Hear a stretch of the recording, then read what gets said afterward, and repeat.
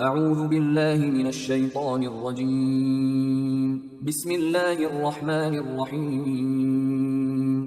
سورہ بقرہ آیات نمبر 78 تا 82 میں یہود کے علماء کا کردار بیان کیا گیا ہے کہ حقیر رقم کی خاطر تورات کی آیات کو تبدیل کر دیتے ہیں۔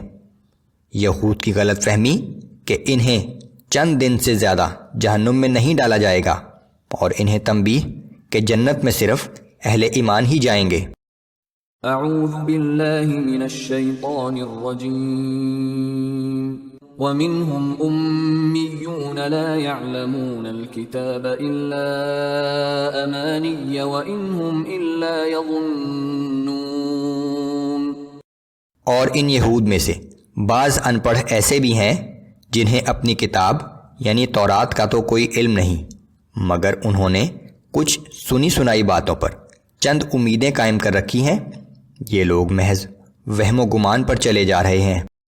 فویل للذین یکتبون الکتاب بأیدیہم ثم یقولون هذا من عند اللہ لیشتروا به ثمنا قلیلا۔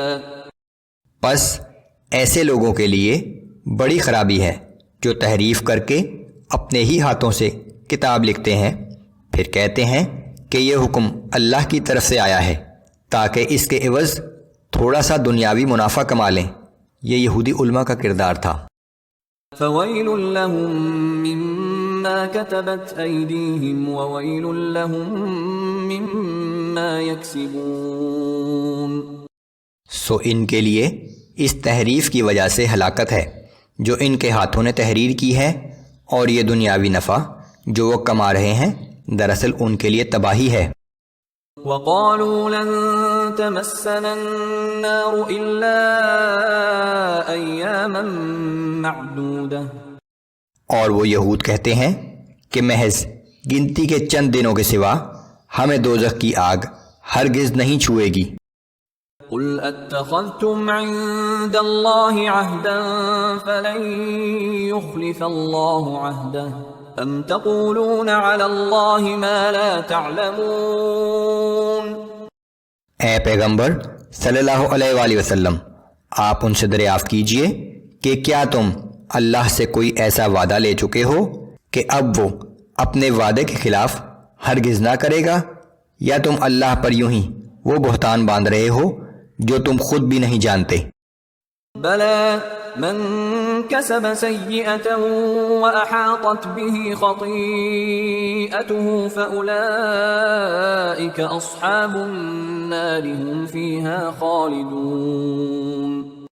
بلکہ اصل بات یہ ہے کہ جس کسی نے گناہ کمائے اور اس کے گناہوں نے اس کو ہر طرف سے گھیر لیا تو ایسے ہی لوگ جہنمی ہیں، وہ اس جہنم میں ہمیشہ ہمیشہ رہیں گے۔ والذین آمنوا وعملوا الصالحات اولئک اصحاب الجنہ هم فیها خالدون۔ اور اس کے برعکس جو لوگ ایمان لائے اور انہوں نے نیک اعمال کیے تو ایسے ہی لوگ اہل جنت ہیں، وہ اس جنت میں ہمیشہ ہمیشہ رہیں گے۔